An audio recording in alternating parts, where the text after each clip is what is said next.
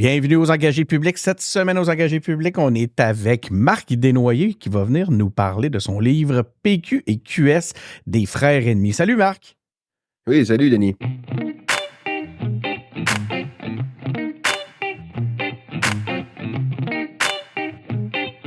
Nous sommes engagés publics. Donc, c'est ça, cette semaine, Marc Desnoyers. Marc, que je connais bien, Marc. Hein? On s'est rencontrés dans des instances politiques. On a eu l'occasion de travailler quelques fois ensemble. Donc, je suis vraiment content de te retrouver. Puis écoute, je te cacherai pas que ça a été une surprise. Je le savais pas, je le connaissais pas, je savais pas que tu avais ce projet-là en tête. Puis, quand j'ai vu ça sortir, j'ai fait, ben là, faut que je parle à Marc. C'est sûr. Faut qu'on jase. T'as bien fait parce que c'est un bon livre, honnêtement. Écoute, Marc, avant de commencer, j'aimerais ça que tu nous parles quand même un petit peu de toi. On est là pour parler de ton livre, mais on est surtout là pour parler de cette convergence-là qui a échoué ou à faire ou peut-être à ne pas faire. J'aimerais ça qu'on explore toutes les pistes possibles, mais c'est vraiment notre sujet principal. Mais il faut quand même savoir un peu c'est qui Marc Desnoyers. Parle-nous un petit peu de ton parcours de militant indépendantiste, puis aussi de gars de marketing sociétal. Je sais que c'est ta spécialité. Puis, à travers ça, ben, moi, ce qu'on cherche à comprendre avec les auditeurs, c'est pourquoi Marc Desnoyers est une bonne personne pour venir nous parler de ça. Ben, c'est vrai que je pense que j'étais une bonne personne pour parler de ça. Puis en fait, je dirais, point de vue parcours, moi, je suis vice-président stratégie et développement d'une agence qui s'appelle Uppercut, une agence spécialisée en marketing sociétal. Ça fait une bonne quinzaine d'années là, que je travaille comme stratège ou en direction de compte sur différents comptes nationaux en publicité, surtout en affaires publiques. Mais parallèlement à ça, j'ai un parcours, comme tu l'as mentionné, Denis, de militant politique aussi également. J'ai été pendant 13 ans un militant actif au Parti québécois. J'ai commencé comme représentant jeune dans le comté de Mercier. 2007, j'ai été président de la circonscription dans Mercier, dans Laurier-Dorion, président régional de Montréal-Centre. Et quand j'ai arrêté de militer de manière plus active, j'étais vice-président sur l'exécutif national du parti. Donc, je me suis beaucoup promené. J'ai fait beaucoup de campagnes électorales locales, nationales, des fédérales aussi, à travers mon parcours professionnel, des campagnes municipales. Puis moi, à la base, je suis un diplômé, une maîtrise en sciences politiques. Donc, je peux dire que, disons, la politique puis les affaires publiques, c'est quelque chose qui fait partie de ma vie depuis au moins une vingtaine d'années. Et avec ce livre-là, ben, j'ai voulu poser un regard, en fait, sur la période pendant laquelle moi, j'étais un militant plus actif. Donc, disons, de la fin des années 2000 jusqu'à la fin des années 2010. C'est ça, puis on était là ensemble en même temps, puis c'est vrai que ça a été un des éléments qui a marqué l'actualité politique et même indépendantiste, si on veut, l'actualité indépendantiste de ces années-là. C'était cette fameuse stratégie de convergence-là, entre autres, qui avait été portée, moi, à mon souvenir, puis tu vas venir pouvoir tout éclairer historiquement les auditeurs, mais beaucoup par Jean-François Lisée, hein. C'est surtout dans son époque que ça s'est passé. OK, je te vois chez de la tête, tu vas pouvoir venir corriger les choses. Mais avant toute chose, là, je sais que ça écoute, il y a eu des déchirements autour de toute cette histoire-là. Pourquoi le besoin de réouvrir ce débat-là maintenant, Marc? Ben, en fait, je vais répondre à ta question en deux temps. L'idée du livre a germé peu de temps après la fin de la dernière campagne électorale au Québec. Donc, en 2022, on a eu les résultats qu'on connaît, réélection massive de la CAQ, élection difficile pour le Parti québécois et pour Québec solidaire, avec peut-être une graine d'espoir quand même pour le Parti québécois avec l'élection de Paul Saint-Pierre Plamondon dans Camille Lorrain, mais essentiellement une élection qui consacrait une espèce de statu quo où la CAQ était le véhicule dominant du nationalisme québécois, puis on se retrouvait avec deux partis indépendantistes, grosso modo neutralisés d'une certaine façon ou marginalisés face à la déferlante ou au rouleau compresseur caquiste. Et c'est pas moi qui a comme relancé la discussion sur la question de la convergence. C'est-à-dire, il y a différents chroniqueurs qui, suite à ça, ont mis l'idée un peu en se disant, bon, mais coudonc, ça va-tu revenir? Puis évidemment, c'était une discussion un peu en sourdine. Moi, ça m'est trotté dans la tête. Puis après, ça, c'est la deuxième réponse à ma question. Puis après, je me suis dit, ben, c'est vrai qu'on n'a jamais raconté l'histoire complète avec le début, le milieu, la fin, puis avec une analyse un petit peu plus prospective sur la suite des choses. par rapport à Convergence. Fait que début 2023, je me suis replongé un peu dans mes notes, mes vieux agendas, j'ai commencé à parler à du monde, puis je me suis dit, ben, et pourquoi pas? Fait qu'on va raconter cette histoire-là. Je trouve ça fascinant parce que, effectivement, le recul, je pense qu'on l'a maintenant pour, en tout cas, en analyser une partie, parce qu'il y a encore un gros volet très actuel à l'intérieur de tout ça. Elle se situe où actuellement dans l'esprit des gens ou des indépendantistes, l'importance, selon toi, de cette convergence-là? Est-ce que c'est réellement si important? Ben, en termes de priorité, je pourrais pas te dire. Par contre, la réalité, c'est que quand ça a été sondé, parce que c'est des questions qui ont été posées en sondage la dernière fois, justement, Ouais. c'était en novembre 2022 quand la discussion a un peu repris. Ce qui est intéressant, en fait, j'en parle d'ailleurs dans le livre, c'est qu'il faut faire une distinction entre par rapport à la convergence, entre la perception des militants des partis indépendantistes, donc des péquistes et des solidaires là, qui sont membres du parti qui militent, versus leurs électeurs. Et c'est là qu'il y a une distinction importante à faire parce que quand on pose la question aux électeurs du PQ, aux électeurs de QS, sont à plus de 70% favorables à une forme de collaboration Ça, c'est indépendantiste entre intéressant. les deux partis, ce qui ne se reflète pas nécessairement dans les instances et le membership des partis. Écoute, il y a cette notion-là que tu viens de dire, cette nuance-là, indépendantiste. Est-ce que, en dehors des temps de référendum, c'est si important? Est-ce qu'on ne doit pas plutôt avoir les souverainistes, les indépendantistes, une entente sur un élément clé, hein, qui est l'indépendance, et réactiver une forme de convergence le jour où un référendum est là, où c'est quelque chose qui doit se préparer, cette notion-là? À mon avis, ça doit se préparer. Si on regarde, par exemple, ce qui s'est fait, tu sais, en 95, il y en a eu une forme de convergence, même si le mot n'était pas du tout à la mode, L'ADQ qui s'est avec fait. sur Ben le. oui, l'ADQ, le Bloc québécois était avec le Parti québécois. Puis bon, c'était un parti plus à droite que le Parti québécois, l'ADQ. Là, on parle de Québec solidaire, qui est un parti plus à gauche. Donc, l'échiquier politique a changé, mais l'idée est la même. En revanche, en 95, tout ça s'est précipité dans un contexte précis qui était l'échec de Mitch, puis tout ce contexte-là qui l'a précipité. Puis effectivement, la coalition du camp du oui s'est créée lorsqu'on a décidé de faire un référendum. Moi, je pense que l'idée de commencer à travailler, à fédérer, puis c'est un drôle de mot à utiliser dans le camp du oui, mais disons à fédérer les forces souverainistes, je pense qu'on est mieux de commencer plus tôt que tard. Puis pourquoi je le dis? C'est parce que je pense que malgré les bonnes nouvelles qu'il y a depuis 1 an ou 2 pour le mouvement souverainiste, c'est-à-dire qu'on recommence à parler d'un référendum, on recommence à parler d'indépendance, puis c'est beaucoup à cause de la montée du Parti québécois dans les sondages, il faut le dire. Ben, le pendule référendaire, on est toujours à 35, 36, 37% dans les sondages. Et ce qu'on sait, c'est que lorsqu'on parle d'indépendance, lorsqu'on le remet de l'avant dans la discussion publique, on a plus tendance à faire monter les appuis. Donc, moi, ce que je dis, c'est que OK. la convergence, autant avec les partis politiques souverainistes, mais aussi, puis c'est important de le mentionner, les organisations de la société civile qui sont indépendantistes, plus on travaille ce terrain-là tôt, plus on crée du momentum, plus on a tendance à faire monter les appuis puis à favoriser notre option. T'as fait, en fait, c'est vraiment un retour. Il y a sur toute cette histoire-là, t'as fait l'histoire de la convergence indépendantiste au Québec à travers tout ça, en tout cas des dernières années. Est-ce que faire l'histoire, retracer l'histoire de la convergence indépendantiste, c'est retracer l'histoire d'un échec?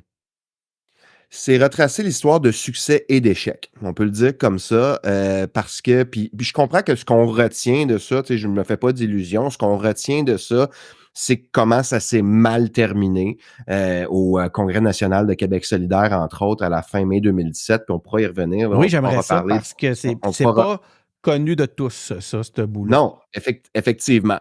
Mais c'est souvent, c'est ce qu'on retient. Puis toute l'animosité après ça qu'il y a eu entre les partisans du PQ puis de QS, puis qui a même culminé avec une question célèbre de Jean-François Lisée lors du débat des chefs à l'endroit de Manon Massé qui lui demandait Ouais. qui est le chef de Qui est Québec le vrai solidaire. chef? On l'a fait souvent aux engagés publics, cette blague-là. C'est qui le vrai Oui. chef? Ça a été un moment marquant, mais bon, disons, au-delà de la blague que ça porte, c'était quand même un symbole sur à quel point ça a pris une importance puis une certaine animosité dans le débat public à ce à ce moment-là, mais il y a quand même eu des succès qui sont liés avec ça. Puis ça, je pense que c'est important de le dire. Puis quand on fait un bilan, qu'on regarde en arrière, on se dit, bon, qu'est-ce qui a marché, qu'est-ce qui a moins bien marché? On apprend de nos erreurs, on apprend de nos succès, puis on regarde en avant qu'est-ce qui pourrait mieux être fait la prochaine fois. Puis moi, je pense qu'il y a quand même eu certains succès. Je vais en nommer deux au moins.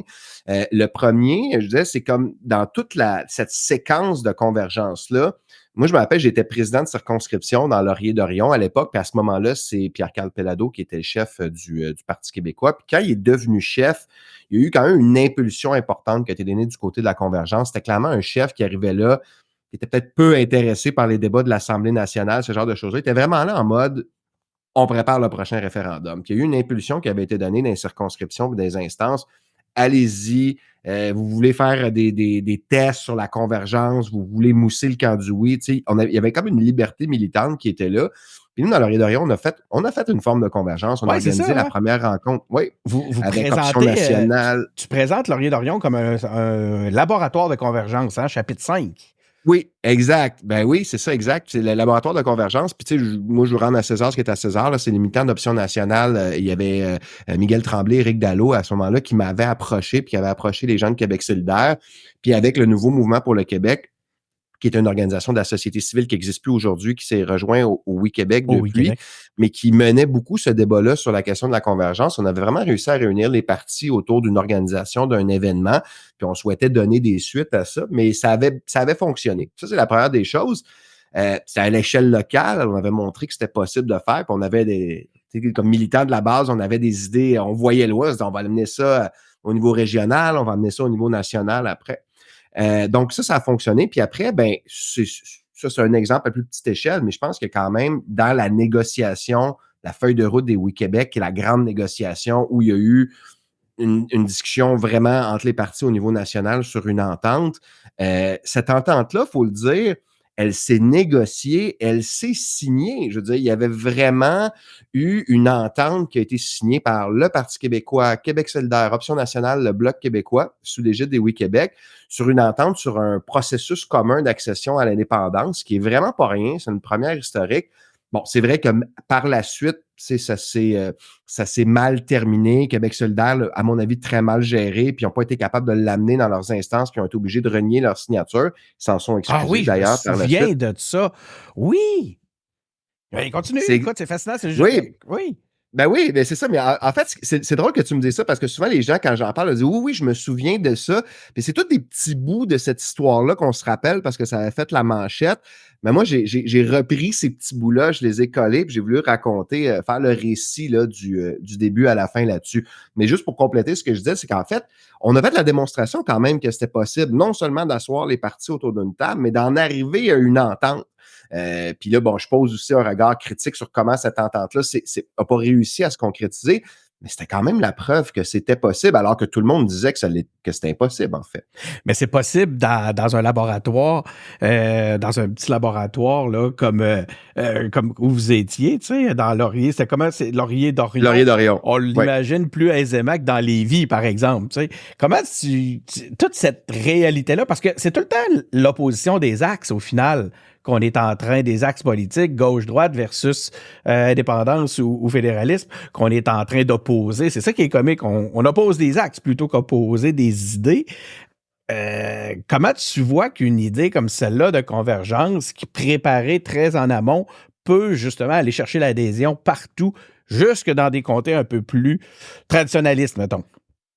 Ben, en fait, c'est une des choses que j'ai retenues des recherches, des discussions, puis de l'analyse que j'ai posée sur toute cette histoire de la convergence indépendantiste, c'est qu'en fait, il y a comme une discussion qui a pris toute la place, puis qui était celle des alliances électorales.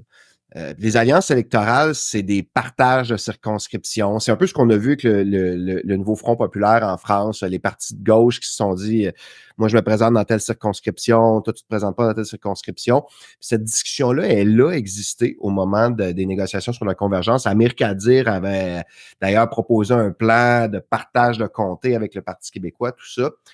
Mais ça n'a jamais été négocié officiellement, ce volet-là. Il n'y a jamais eu de négociation officielle sur les partis.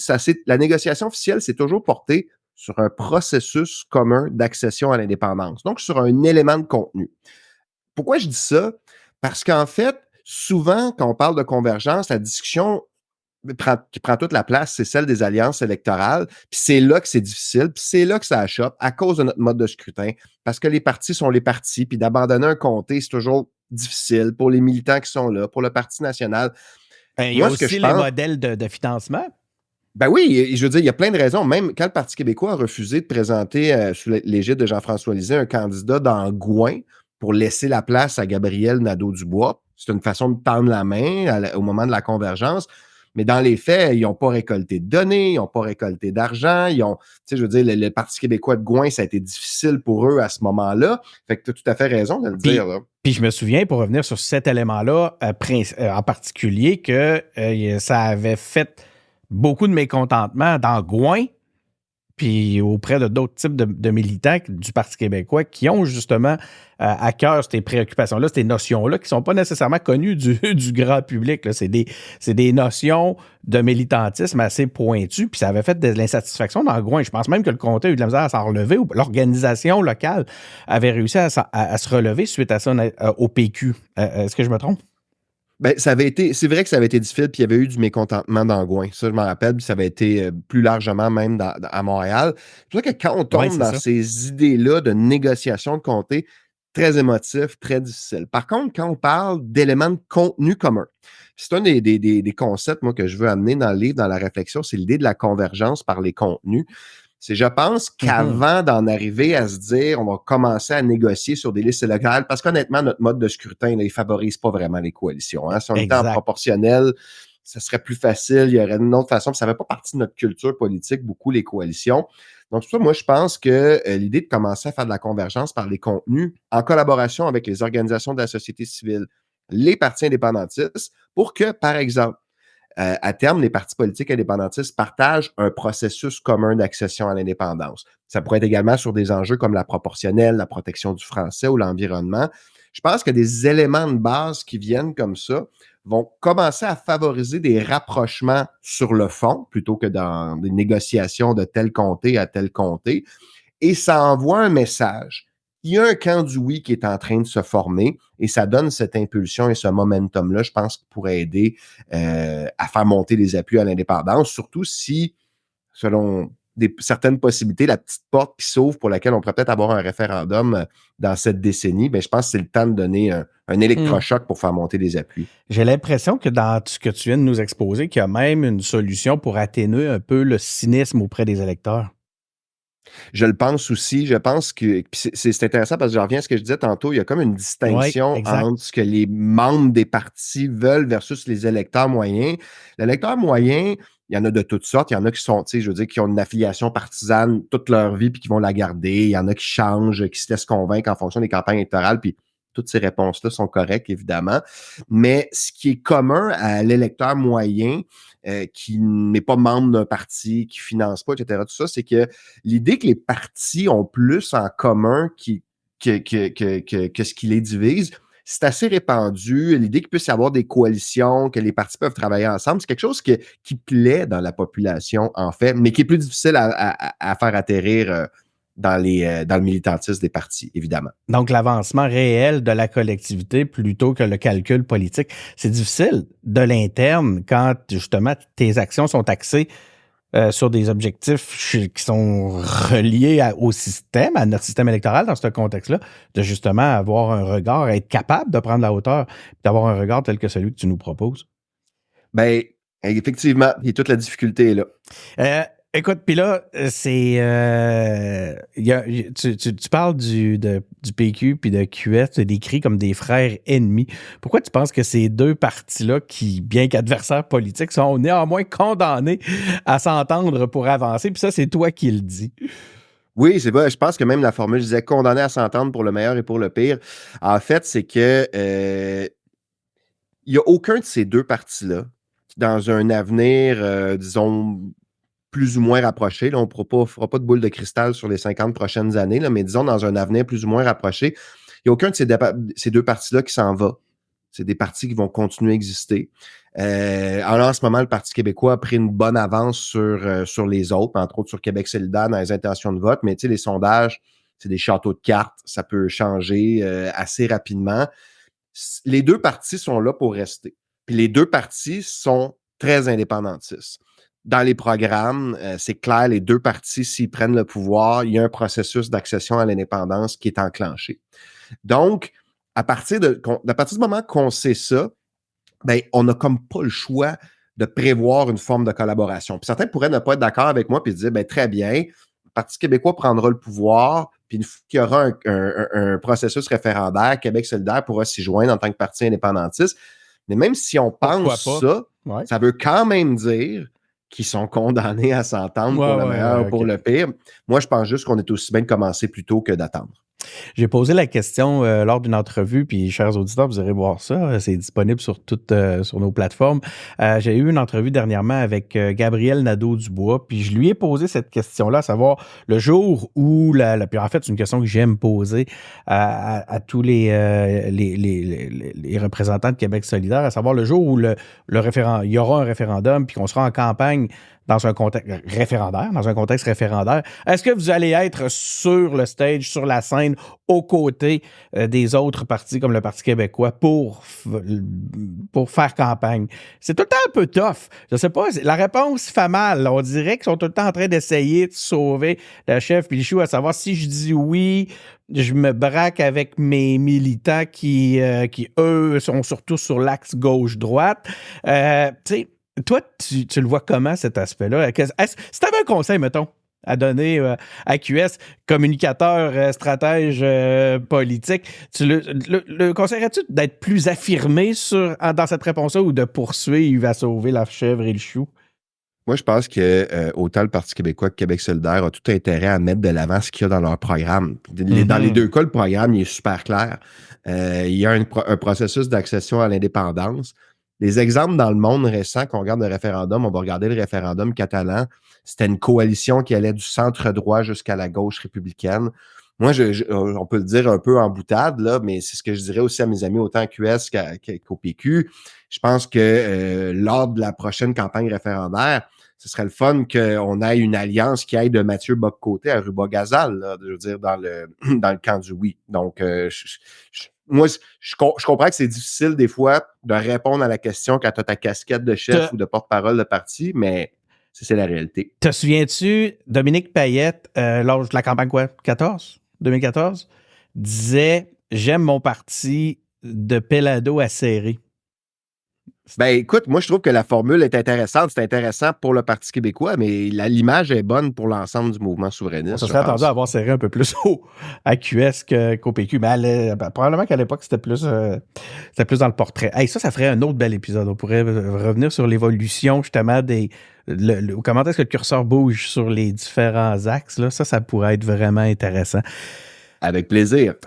Écoute, là, depuis tantôt, tu as tout un volet qui je trouve absolument fascinant. Puis moi, là, écoute, c'est ce qui m'a marqué à la lecture du livre, c'est les petites histoires militantes.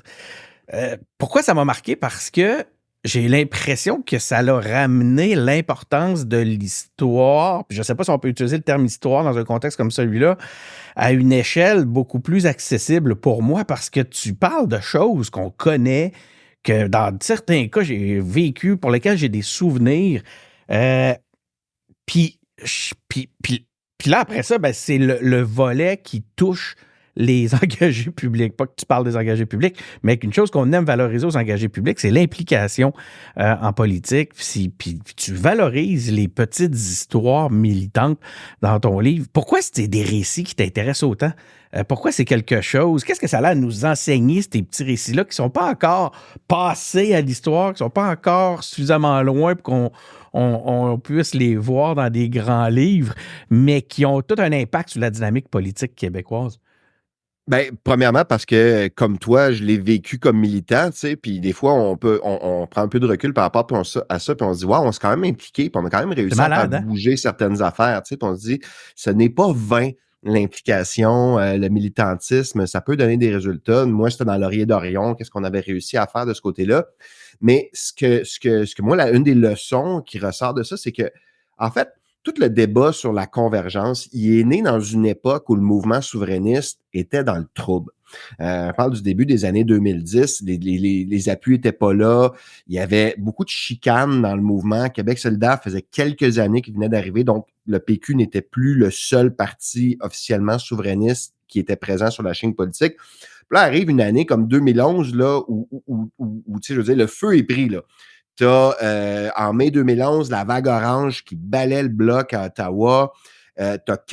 Quelques semaines plus tard, tu as 4 députés du Parti québécois qui quittent. Oui, hein. Suite à la saga de l'amphithéâtre Vidéotron à Québec, mais aussi sur des questions liées à l'indépendance.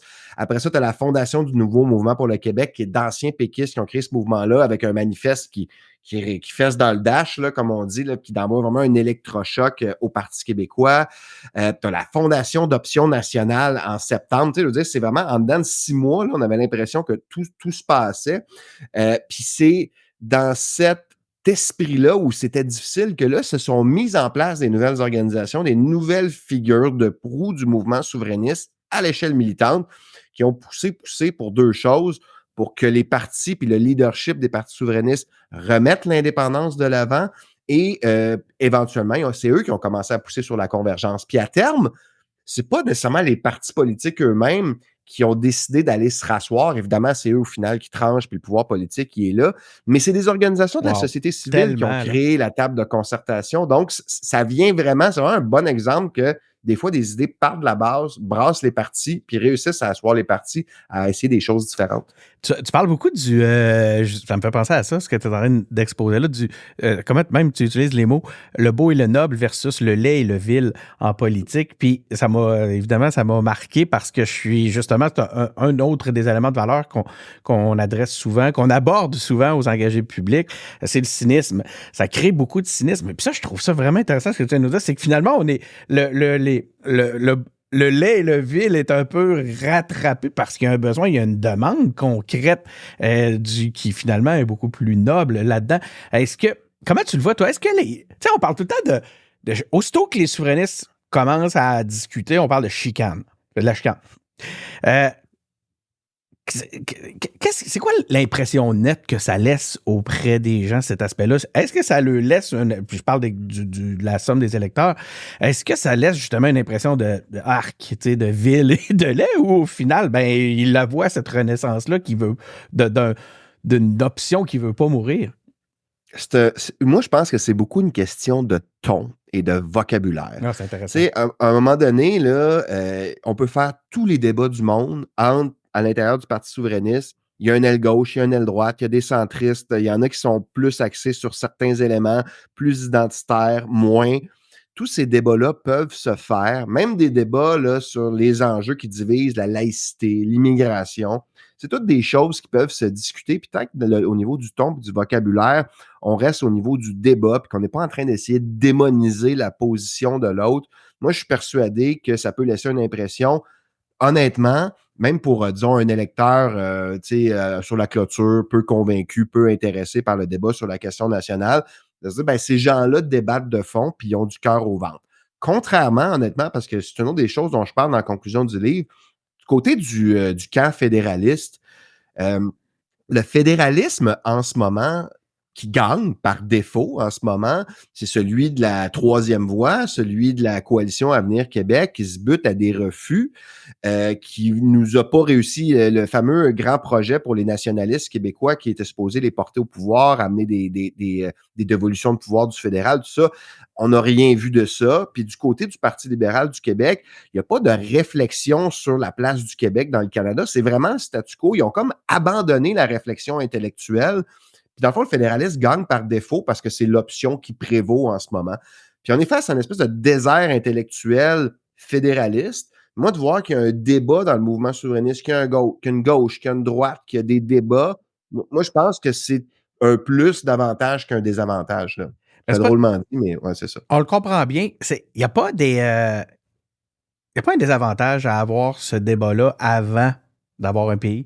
À savoir, tu l'as entendu souvent, hein, faisons-nous une fondation, puis on choisira la couleur des murs quand on aura à construire la maison. Ça, tu comprends l'image, c'est un résumé de ce que tu On l'a entendu souvent. On l'a entendu souvent, puis c'est un résumé de ce que tu viens de nous exposer. Puis là, si on fait pas ça, Mais là, on se retrouve confronté, encore une fois, comme tu viens de nous l'expliquer, à des notions comme je veux pas être vu en compagnie de l'infréquentable.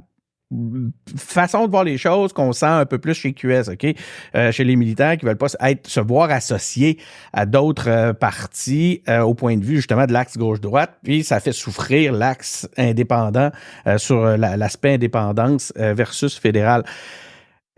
Tu le vois comment, toi, tes arguments-là, autant d'un côté que de l'autre, de dire, regarde, on peut-tu s'entendre, on construira, on s'entendra, on parlera de la peinture après, ou pourquoi il faut absolument s'entendre maintenant et surtout démoniser des points de vue sur un axe qui finalement ne vient pas servir l'indépendance?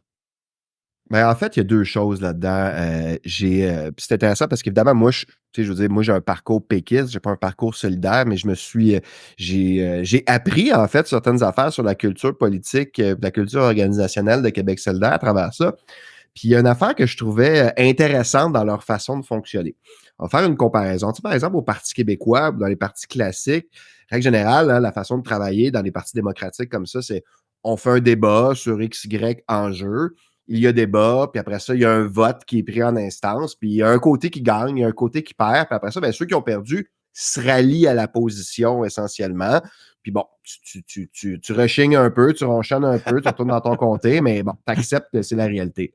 À QS, c'est un peu différent, puis je trouvais ça intéressant comment ils fonctionnent. À QS, ils font le débat démocratique, des pour, des contre. Il y a un vote, ils tranchent, ça devient la position du parti. Mais ceux qui ont voté contre peuvent continuer d'afficher leur dissidence dans le parti. Écoute, au niveau des communications, ça les met souvent dans le trouble, ça complique la vie du staff politique, ça c'est sûr et certain. Mais ce que je trouvais intéressant de ça, c'est que ça pourrait être inspirant pour la suite des discussions aussi dans le mouvement souverainiste, de dire, regarde, il y a des éléments sur lesquels on est en accord, le processus d'accession à l'indépendance, l'importance que le Québec se donne d'une constitution, etc. On pourrait en nommer, en mettre plusieurs, mais il y a des choses sur lesquelles on ne s'entend pas, puis on est même capable de les nommer, mais on est capable de vivre avec ça. Tu sais, je pense que quand tu es de bonne foi dans une approche, c'est quelque chose qui est possible d'être fait. Parce que, tu sais, le jour de l'indépendance, c'est pas une photo éternelle. C'est pas une photo qui bougera plus. On vient pas de geler l'image d'un pays ou les valeurs d'un pays à un moment précis qui va être immuable. C'est pour ça que personnellement, j'ai du mal à la comprendre, celle-là, à savoir. Puis à un point tel que je me dis, coudonc, c'est-tu juste parfait, finalement, qu'il y en ait plusieurs partis souverainistes? Qu'on peut-tu juste s'entendre sur une base, c'est-à-dire on accède à l'indépendance, puis après ça, la fameuse image, hein, on les peinturera, les murs. Oui, puis en plus, moi, ce que je trouve intéressant dans ce que tu dis, Denis, aussi, c'est que, tu sais, c'est sûr que si tu prends le logiciel partisan, tu peux dire non, on veut juste un parti, plus de force de frappe, puis tout ça, puis c'est ce qu'on a essayé dans les années 90, dans les années 2000. Moi, je trouve qu'il y a une façon de regarder ça, soit le fait qu'on ait plusieurs partis indépendantistes, on peut le regarder le verre à moitié vide ou le verre à moitié plein. Puis le verre à moitié plein, que moi, c'est le point de vue plus optimiste que je suis d'adopter, c'est de me dire, ben, regarde, s'il y a des indépendantistes qui embarquent pas dans le discours du véhicule majoritaire, on va l'appeler comme ça, qui est le Parti québécois, mais qui embarquent dans le discours de QS, ben tant mieux. Tu sais, s'il y a des électeurs qui peuvent pas être convaincus par le PQ, mais ils peuvent être convaincus par QS d'embarquer dans le camp du oui, tant mieux. Tu sais, je veux dire, on avait un vieux dicton, là, les organisateurs politiques, on disait tout le temps, tout est bon dans le poulet, un vote, c'est un vote, c'est un vote. Tu sais, quand on va être rendu les votes dans la boîte pour le oui, c'est un vote de gauche, un vote vert, un vote de droite, un vote de centre, c'est un vote pour le oui. Fait qu'à un moment donné, si on peut multiplier les façons de parler qui font qu'on convainc des clientèles, ben tant mieux. Puis, mais je pense que c'est notre système qui est un peu qui fait peur aux partis dans ce contexte-là, à savoir qu'il peut y avoir une division des votes qui va faire que les deux partis souverainistes vont laisser la place de toute façon, ça a été vu, hein, là. Je suis pas en train de faire de la politique fiction, qui vont laisser la place à un parti qui, finalement, à lui-même, va pas chercher une si grande adhésion au sein de la population, mais parce que la majorité s'est divisée. Puis là, on revient à l'ensemble du propos. C'est pour ça que je me dis, y en a-tu une solution, Marc, en fait? Y en a-tu une solution à cette division-là?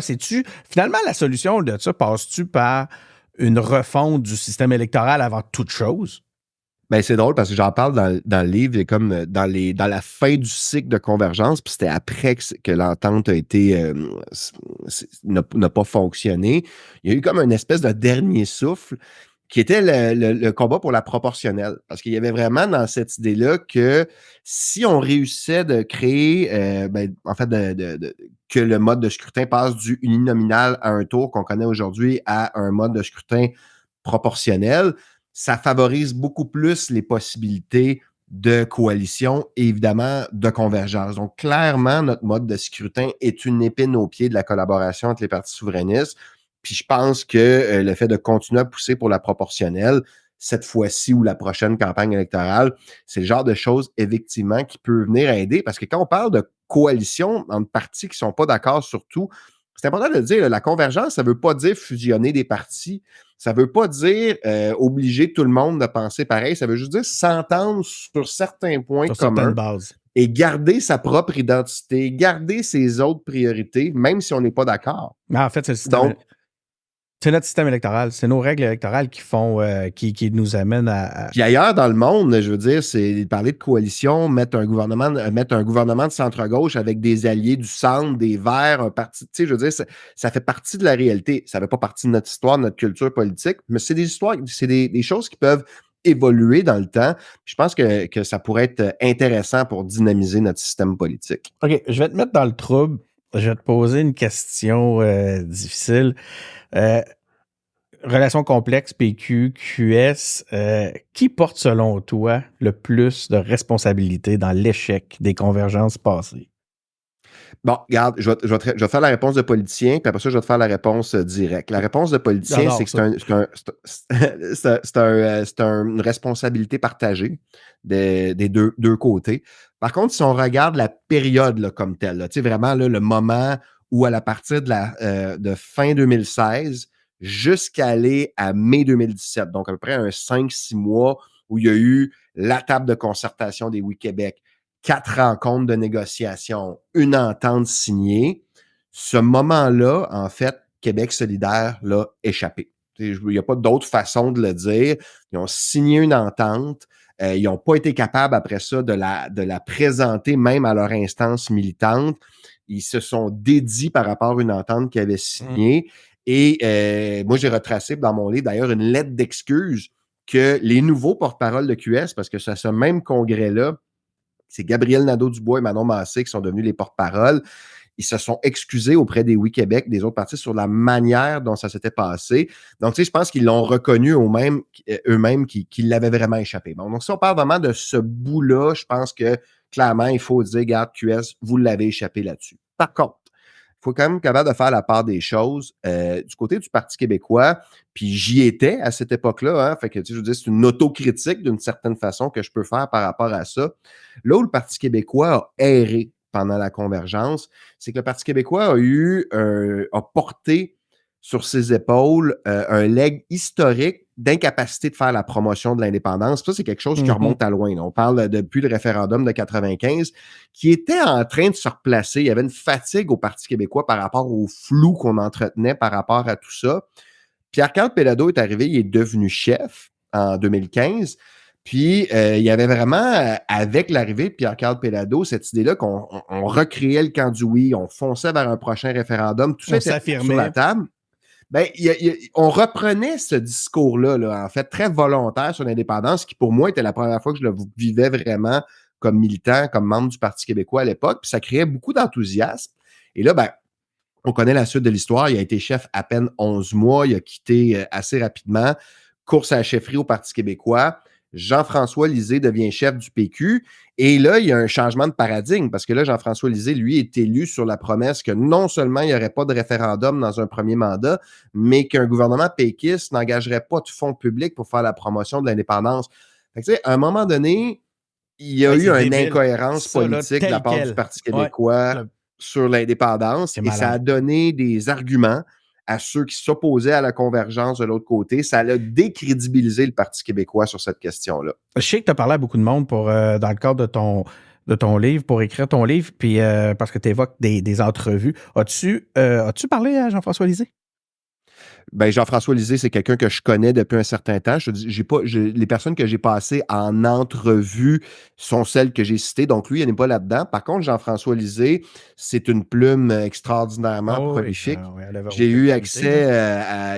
D'ailleurs, lui-même a écrit un livre c'est vraiment une machine à écrire, Jean-François Lisée. Il a écrit un livre sur Je vois le sur son clavier avec le... Oui, non, mais vraiment, il est très rapide, très efficace.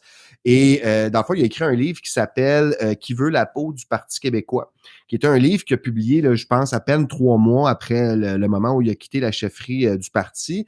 Et dans ce livre-là, il parle beaucoup de la convergence, parle beaucoup de sa vision, de tout ça. Fait que moi, j'ai vraiment eu accès quand même à une source assez directe du côté de Jean-François Lisée, qui sont ses écrits, qui sont très nombreux sur le sujet. Puis il l'explique comment? Enfin, renseigne-nous, là, nous, pauvres auditeurs qui n'avons pas eu l'occasion de lire tout ça. Il explique comment, lui, cette décision-là? Est-ce qu'il y a des écrits là-dessus? Tu veux dire la décision...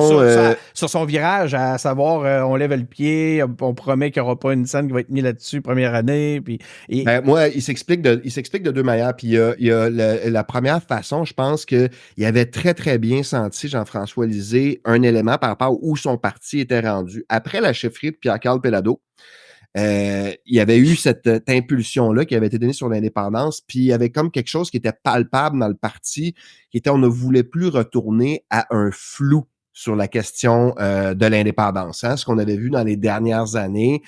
Puis Jean-François Lisée, il avait bien lu le parti à ce moment-là, puis il a regardé dans la course à chefferie, il a dit, moi, je sens pas, je suis pas capable de dire on va réussir à faire un référendum dans le premier mandat, donc, mais je serai pas flou sur la question. Puis en étant clair, puis en disant qu'il n'y en avait pas, au moins les gens vont savoir en quoi s'en tenir, puis je vais être honnête et je vais être fidèle un petit peu par rapport à ça. Fait que je pense que c'est vraiment cette idée-là. Puis honnêtement, c'était un bon pari. C'est un pari qui n'aurait pas marché s'il avait été face à un adversaire comme Pierre-Carl Péladeau, qui lui était clair, mais de l'autre côté, parce que c'est ça, je pense, qui aurait créé plus d'enthousiasme chez les militants, chez les membres du Parti québécois. Mais au moment où c'était pour les électeurs. Oui, exactement, c'est ça. Lui, il passait aux électeurs, puis son slogan, c'était ça. Il disait il faut chasser les libéraux, faire l'indépendance ensuite, dans cet ordre-là. C'est comme ça qu'il le présentait. Il y avait plein de formules très habiles. Il disait on est des indépendantistes, mais on n'est pas des référendistes. Tu sais, c'était pas, je veux dire, c'était pas farfelu comment qu'il l'amenait et tout ça. Puis d'ailleurs, on dirait que je défends Jean-François Lisée, même si je ne suis pas d'accord avec lui là-dessus. Mais d'ailleurs, je veux dire, ce qu'il disait, c'est ce que Jean-François Lisée proposait à ce moment-là, ça sortait pas de nulle part. Ça vient d'une tradition au Parti québécois depuis sa fondation en 1968. À laquelle Attention, il y a eu un gros le bon gouvernement et la promotion de l'indépendance puis un référendum, c'est une tension qui existe depuis 68. Fait qu'à un moment donné, Jean-François Lisée, il a décidé de prendre cette position-là pour éviter le flou. Il a réussi à remporter son pari pour la course à la chefferie, mais moi, je pense que c'était une erreur stratégique qui, au final, a nuit aux chances du parti. D'ailleurs, le résultat de la campagne électorale de 2018 l'a bien démontré. Je pense qu'au final, quand le Parti québécois ne met pas de l'avant l'indépendance, je pense qu'à ce moment-là en particulier, ça a comme signé un chèque en blanc aux nationalistes québécois en disant, ben, allez l'essayer, la CAQ, parce qu'ils n'affrontent pas plus, eux autres non plus, que nous. Donc, tant qu'à ça, on va aller essayer la nouveauté. Puis d'ailleurs, le résultat a été aussi de faire monter les appuis à QS qui sont passés de 8-9 à 16-17 suite à cette campagne électorale-là. À quelque part, Jean-François Lisée a été vraiment le tenu responsable. En tout cas, c'est lui qui a payé le prix de la façon dont QS s'est comporté dans toute cette négociation-là, non? Il y en a, oui, il y en a payé le prix. Puis d'ailleurs, il y avait, on a senti quand même une certaine amertume, une certaine colère. Avec raison. Oui, avec une certaine raison, je pense que oui. Puis d'ailleurs, c'est ça, il y avait comme je l'ai dit tantôt, là, je ne veux pas me répéter, mais QS a très, très mal géré la façon qu'ils ont accepté l'entente. Puis le Parti québécois avait quand même été de bonne foi, là, je pense, dans cette négociation, malgré le fait que, à mon avis, sa position sur l'indépendance a décrédibilisé le parti puis a contribué à l'échec de la convergence d'une certaine façon. Mais dans la négociation comme telle, je veux dire, c'était quand même pas mal un sans faute là, du côté du Parti québécois là-dessus. Il y a même un moment où le Parti québécois a accepté de reporter son congrès pour permettre à celui de QS d'être avant. Ils ont vraiment été quand même bons joueurs là-dedans. Puis là, après ça, c'est sûr que ça lui pète d'en face un petit peu comme ça. Je pense qu'il l'a mal pris. Puis tu avais parlé, dans le livre, tu parles de l'impact positif aussi de Véronique Yvon, qui a eu... C'était fascinant, ce bout-là. Pierre-Carl Péladeau, maintenant, je serais curieux de t'entendre. Ça a été quoi, selon toi, son impact sur la perception et l'avenir d'une coalition potentielle? Ben écoute, ça, c'est comme l'autre paradoxe qui est adressé là-dedans. C'est qu'en fait, puis je le raconte dans le livre, il y a un moment donné où tu t'imagines, Pierre-Carl, en fait, les Oui Québec avait à sa tête la présidente Claudette Carbonneau, qui est vraiment c'est la femme qui a beaucoup. Pour moi, c'est vraiment elle, Madame Convergence, là, un peu plus dans les coulisses, évidemment. Là. C'était pas une chef de parti qui n'avait peut-être pas toute la visibilité médiatique que les chefs de parti ont, mais c'est elle qui a ramené ces idées-là de la Catalogne, qui a rassemblé ensemble les organisations de la société civile, qui a réussi à créer la table de concertation. Et c'est une ancienne présidente de la CSN, donc femme de gauche, évidemment, qui a d'ailleurs connu un des conflits les plus douloureux de travail des 20 dernières années, le lockout au Journal de Montréal, où le chef d'entreprise était Pierre-Carl Péladeau. Là, Pierre-Carl Péladeau devient chef du PQ, puis il y a un moment donné où Claudette Carbonneau se rend à la permanence du Parti québécois, va s'asseoir avec Pierre-Carl Péladeau, puis Pierre-Carl Péladeau lui dit « Hey, on a fait du chemin, hein, Claudette? » Mais c'est vrai, parce que 15 ans auparavant, il était dans un conflit super dur. Puis là, tu vois, l'indépendance a ramené autour de la table une chef syndicale, un baron de la presse il y avait tout pour les opposer. Un baron de la presse, mais c'est ça. Ils ont réussi à s'asseoir ensemble là-dessus, tu sais. Puis, fait que ça, c'est quand même, tu vois, c'est le paradoxe, c'est intéressant pour l'histoire. Mais maintenant, tu sais, si je veux répondre plus précisément à ta question, Pierre-Carl Péladeau était vraiment en faveur de la convergence. Là, ça faisait partie. Du coup, lui, il était vraiment il appelait ça l'ouverture aux autres. Puis il parlait de Québec solidaire, mais il parlait de la CAQ aussi. Hein. Il y avait vraiment cette idée-là qu'il voulait créer une coalition très, très large autour de la question de la souveraineté. Fait que ça, puis moi, je l'ai senti là, comme président, comme militant à l'époque, donner cette impulsion. On avait l'appui du national là-dedans pour nos initiatives. Maintenant, c'est sûr qu'on peut faire de la politique fiction a posteriori puis se dire s'il était resté chef du PQ, est-ce que ça aurait aidé les négociations avec un parti de gauche comme Québec solidaire, justement, de faire face à un baron de la presse qui était plus identifié, disons, au centre droit? Là, on le saura jamais, évidemment, parce que ça s'est pas passé, mais peut-être que ça aurait été difficile pour cette raison-là aussi. Ben, tu sais, c'est la fameuse notion de ne pas fréquenter les infréquentables qu'on sent un peu plus à gauche souvent dans les contextes comme ça. Malgré que les conflits, puis t'as pas besoin de scroller longtemps sur X pour voir des propos un petit peu stupides d'un côté comme de l'autre. Mais anyway, le futur. Penses-tu que les prochaines générations d'indépendantistes peuvent surpasser les divisions actuelles? Oui, je le pense. Honnêtement, en fait, c'est drôle parce que quand j'ai commencé à parler, tu parlais de Twitter, excuse-moi, de X. X maintenant. Moi, je parle encore de mettre des cassettes. Ça fait mal, hein? Films, je vais garder mon vieux vocabulaire. Ça fait vraiment bizarre de dire X, on va le dire comme ça. On se comprend. Mais quand j'ai commencé à parler de mon livre puis annoncer que ça s'en venait, tout ça, j'ai eu des réactions positives, mais surtout des réactions négatives parce que c'est la nature de la bête. Puis tu sens l'amertume des militants qui ont vécu cette époque-là. Ça fait ressortir des vieilles rancœurs. On s'est fait avoir, on se refera pas, tu sais, on fera pas le même, on s'en fera pas faire le coup, autrement dit. Ça vient, mais moi, ce que je sens, c'est, tu sais, entre autres, chez les militants qui sont que ce soit dans les partis, autant au PQ qu'à QS, que dans la société civile, les plus jeunes que moi, plus jeunes que toi, qui ont plus ou moins connu cette époque-là, sont pas dans les rancœurs par rapport à ça. Je pense que c'est vraiment ceux qui l'ont vécu. C'est intéressant parce que le livre sert un petit peu d'avoir fait les archives de la convergence, d'expliquer un petit peu comment ça s'est passé. Puis il y a bien des plus jeunes qui m'ont dit, entre autres après la lecture du livre là, dans la dernière semaine, après le lancement et tout ça, mais c'est intéressant, je ne savais pas que ça s'était passé comme ça. Puis là, je comprends pourquoi dans mon parti, que ce soit au PQ, à QS, j'en ai des plus vieux qui me disent « Ah, les maudits! » Ça vient de là. C'est intéressant. C'est fascinant. OK, ben écoute, qu'est-ce que l'histoire récente peut apprendre de cet échec-là puis de tout ce que tu as retracé? En fait, je vais te poser la question autrement. Si tu pouvais transmettre un message aux jeunes militants indépendantistes, ça serait lequel? C'est que c'est possible de s'entendre. C'est possible de mettre de côté des éléments qui nous divisent puis de favoriser des éléments sur lesquels on s'entend puis que l'indépendance est capable de transcender. La preuve, c'est que ça a presque marché. Ça a failli marcher puis on y était pas loin puis je pense que si on s'y remet avec le regard critique sur comment on l'a fait la dernière fois, tout est possible. Je trouve ça intéressant parce que c'est ça que ça a mis en lumière, ton travail. C'est qu'on est resté avec une impression nette d'échec, mais tu t'es employé à venir nous pointer plein de petits éléments positifs de ce moment-là. Puis ça, je trouve ça fascinant. Puis je t'en remercie, Marc. C'est vraiment un bel exercice que tu as fait pour le mouvement indépendantiste, mais pour l'histoire du Québec en général. Ben oui, mais j'apprécie, merci Denis, mais c'était vraiment un exercice que je voulais faire. C'était pour ça que je voulais le faire, en fait. L'idée n'était pas de commencer à se dire un tel ou une telle. Puis évidemment, à un moment donné, on n'a pas le choix de regarder parce qu'il y a des choses qui sont dites, il y a des choses qui sont faites. C'est qui le coupable? Mais non, mais c'est correct parce que c'est le côté crunchy un peu de l'histoire qui fait que ça fait des petits flamèches, puis c'est normal, puis c'est correct. Mais je pense que c'est l'idée de dire ce n'est pas, quand l'histoire de la convergence, c'est pas juste l'histoire d'un échec.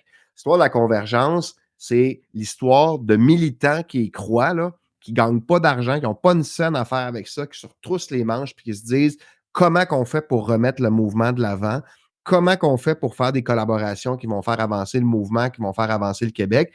Puis, bon, Yann, ça a failli marcher. Fait que je veux dire, c'est pas juste du négatif qu'il y a là-dedans, bien au contraire. Ben écoute, ça va avoir été le mot de la fin. Merci beaucoup, Marc. Attends, en terminant, j'aimerais ça que tu nous rappelles, OK, ça s'appelle PQ et QS, des frères ennemis. On trouve ça où, ce livre-là, Marc?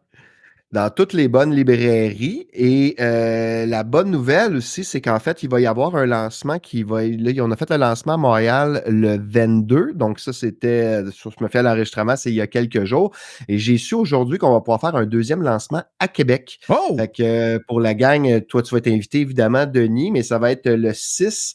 Le 6, je vais pouvoir te confirmer, si tu veux, que tes auditeurs, je vais pouvoir t'envoyer l'information sur la librairie où ça va se trouver, si jamais tu veux le partager là-dessus aussi. Oui, ben de toute façon, moi, je vais m'assurer que cet épisode-là sorte avant ça. Laisse-moi regarder le calendrier live devant tout le monde. Moi, je peux mettre l'épisode va être disponible en ligne le 28 ou le 29.